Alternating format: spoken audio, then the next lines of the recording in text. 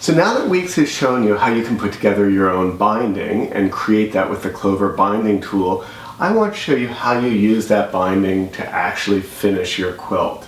So we've gone ahead and made a length of this green print binding, and we're going to finish this quilt that's based on a pattern we did years ago for American patchwork and quilting.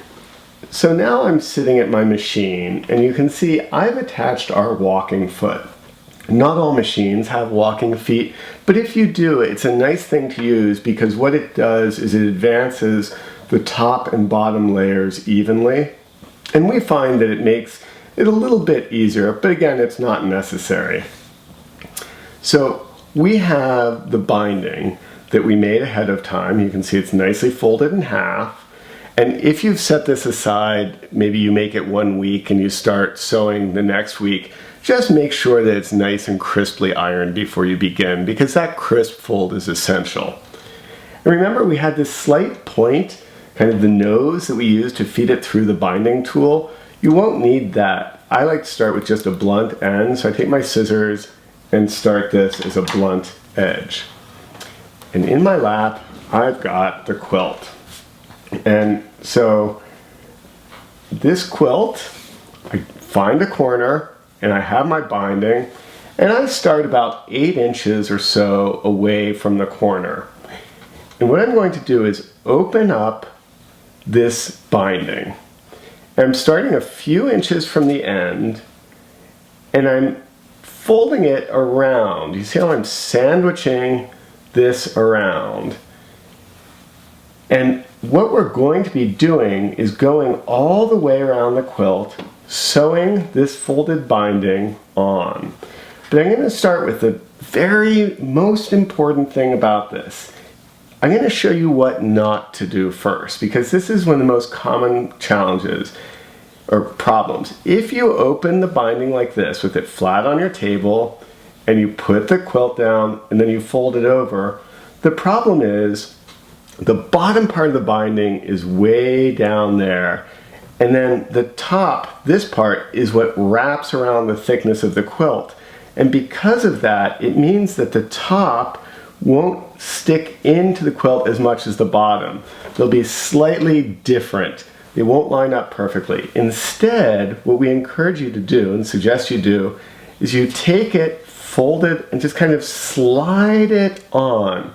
Notice I don't have it flush on the table. I just kind of tap it in there so that this folded edge really hits right nicely along the edge of the quilt.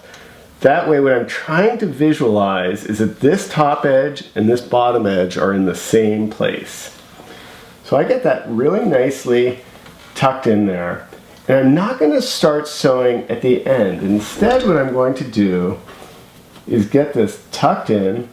Now, if this is the first time you're doing it, you might want to have some pins handy, and you might pin it in place. I've been doing this a long time, so I'm going to be doing it for the most part without pinning, but whatever helps you. The other thing, some people love the little Clover Wonder Clips, which allow you to clip like that and hold it without pins at all. These are really, I'm not a big gadget person, but I love the Clover Mini Wonder Clips because they hold things very nicely in place.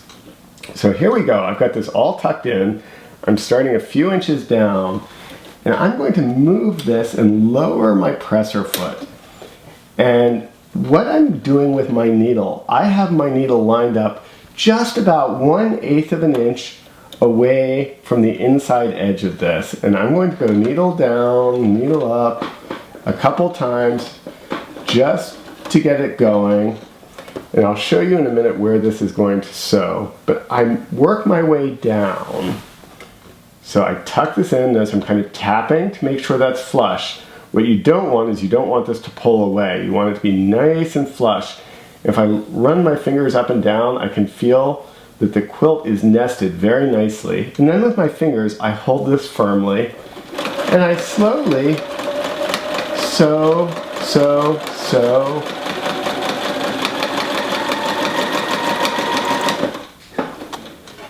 And so I have a top stitch that's about 1/8 of an inch from this edge, When I turn it over, it's the same on the back. So I'm going to lift this up, and you have to kind of move the quilt as you go because it's, it's a big quilt here. And again, I'm running up and down, making sure it's flush.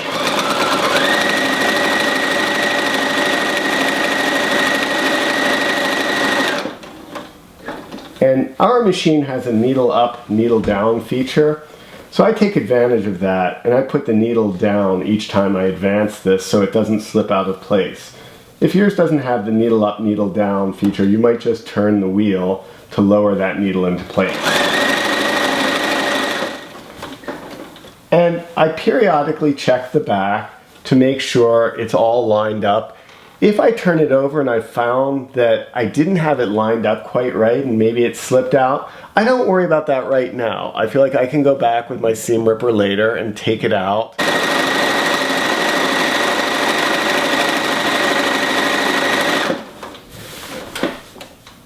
Okay, so you can see now I'm coming right up to the corner, and this is where we learn something new. We're going to be mitering the corners, which is a 45-degree angle fold, but it's really simple with this method. What I'm doing is I'm folding this, and you see it's nice, you've got the contrast with the dark table. You can see how this is tucked in all the way to the end. I'm going to sew all the way to the edge. And I do a back tack. I go 1 or 2 stitches back and lift it up, and I'm going to pull this out. So I've sewn all the way to that edge. I'm going to trim my little threads off. Now if you want, you can do this later. I'm just one of those kinds of people who likes to do it as I go. Now I have this. Now we have to turn the corner. And the way I turn the corner, I've got to loosen up the binding. I'm getting some free play, looseness in the binding to work with. If you visualize, this is what you're going to have it look like. There's going to be a fold there. So what I do is I lift this up and I stick my thumb in there. And I push down. So from the top, if you look at this, it looks like that. There's a point there, and I put it flat, and I squeeze it down. I pinch, and I'm going to adjust this a couple of times until it really looks like there's a nice corner and a 45-degree angle. And I turn it over, and I look at the back, and the back should be the same way. If it's not, you just kind of fold it up and down. And this is one of those times I think the Clover Wonder Clip could be really nice because that can hold it in place. So you see I've got a nice miter there. When I turn it over, there's a nice miter there. So I'm going to put this here. I start right at the edge of the miter.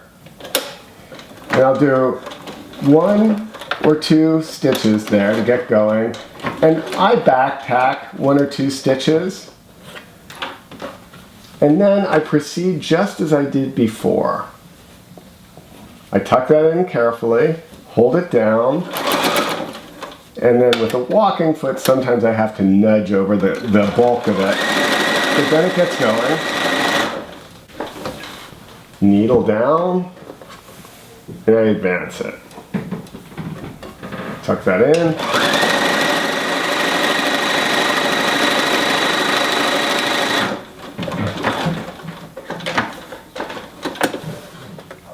Get that again, nicely mitered.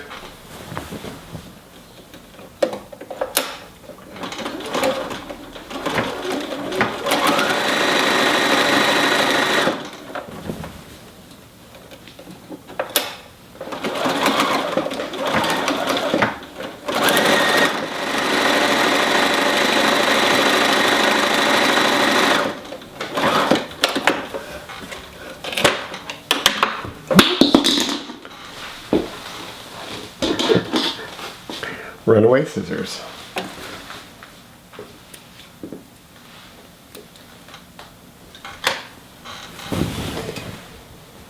Okay.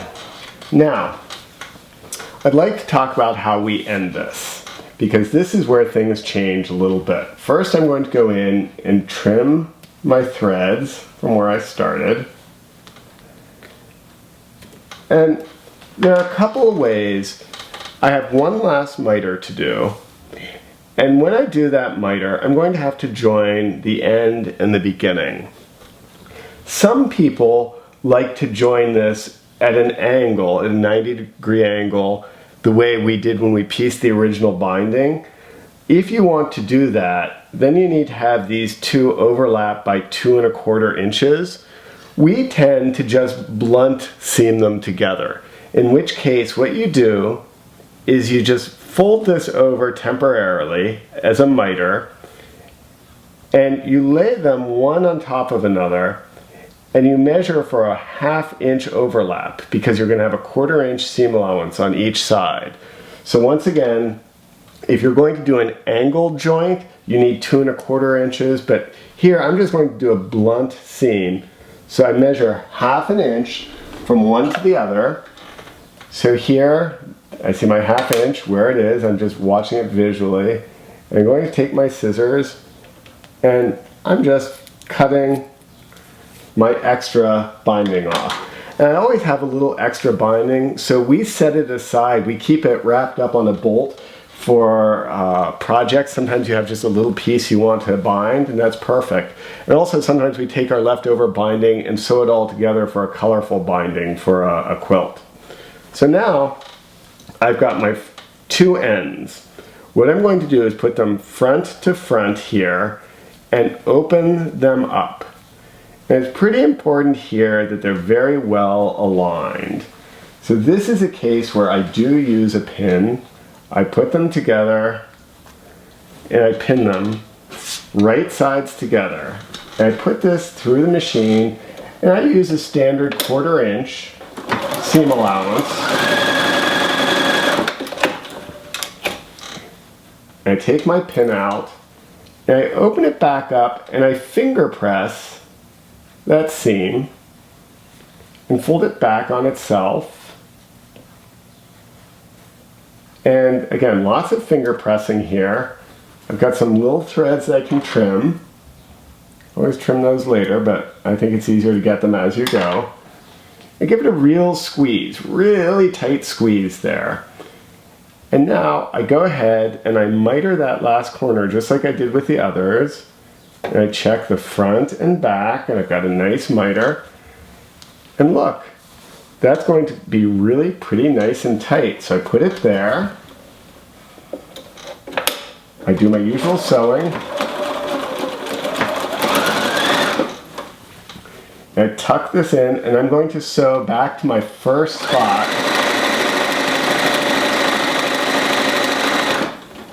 And when I get there, I'm going to overlap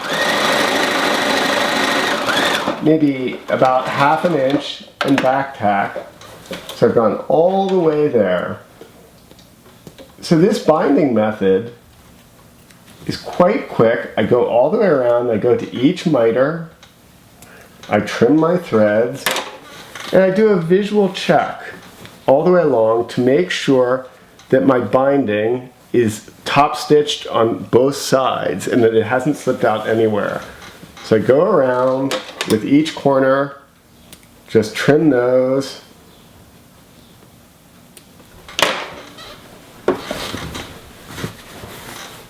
Visually inspect. Okay, it looks like I did a good job here. Every now and then it gets away from me. And I'll go back and fix it, but this looks good. You've seen the process of making the binding from any fabric that you have, good cotton quilting fabric. And we've taken that and sewn it on.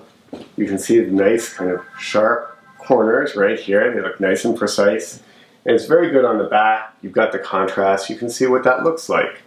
So this method is really satisfying because you finished that quilt you've worked so hard on. You've gotten done pretty quickly.